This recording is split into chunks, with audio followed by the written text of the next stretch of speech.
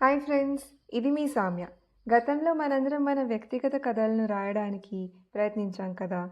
మరి మీరు ఎదుర్కొన్న సవాల్ నుండి మీరు ఉపయోగించే స్ట్రెంగ్త్, మీరు ఇప్పుడు వెంటాడుతున్న లక్ష్యం మరియు అక్కడికి చేరుకోవడానికి మీకు సహాయం చేసే వ్యక్తుల గురించి మనందరం మాట్లాడాం. ఈరోజు మనం ఆ కథలకు ప్రాణం పోస్తాం. మీరు మీ టీంకి మీ కథను చెప్పడం సాధన చేస్తారు మరియు దాన్ని మరింత బలోపేతం చేయడానికి ఆలోచనలు కూడా చర్చిస్తారు. ఎందుకంటే తర్వాత ఇది ఒక పెద్ద ప్రెజెంటేషన్ సెషన్ అవుతుంది కాబట్టి. మనం ముందుకు వెళ్ళే ముందు కలిసి ఒక చిన్న ఛాలెంజ్ సాల్వ్ చేద్దాం. నా స్నేహితురాల సభ గురించి నేను మీకు ఒక చిన్న కథను చదివి వినిపిస్తాను. కానీ అందులో నేను కావాలని ఒక అంశాన్ని వదిలేశాను. జాగ్రత్తగా వినండి మరి. సభ తన చివరి సంవత్సరంలో ఉంది. గత నెలలో ఆమె భయపడినప్పటికీ ఆమె తన కళాశాల ప్రాజెక్టును నాయకత్వం వహించింది. ఆమె పనిని చక్కగా డిస్ట్రిబ్యూట్ చేసింది. తన టీంని ట్రాక్లో ఉంచింది మరియు వారు సమయానికి పని పూర్తి చేసేలా చూసుకుంది. ఆమె టీచర్ ఆమెను బాగా ఆర్గనైజ్ చేశావని చెప్పినప్పటికీ ఆమె గర్వంగా అనిపించింది. ఇప్పుడు మీ పక్కన ఉన్న వ్యక్తి వైపు తిరిగి 30 సెకండ్ల పాటు మాట్లాడండి.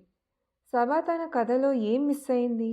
ఒక పోరాటాన్ని పరిష్కరించడానికి సభ ఎలా నిర్ణయం తీసుకుంది అన్న విషయమా, లేదా ఆమె స్ట్రెంగ్త్, లక్ష్యం లేదా సపోర్ట్ సిస్టమా?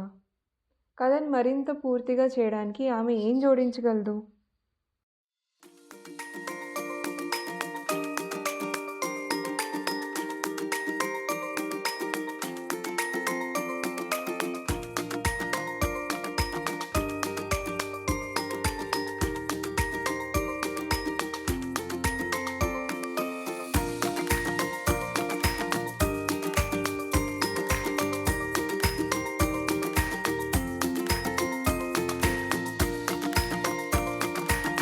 కరెక్ట్.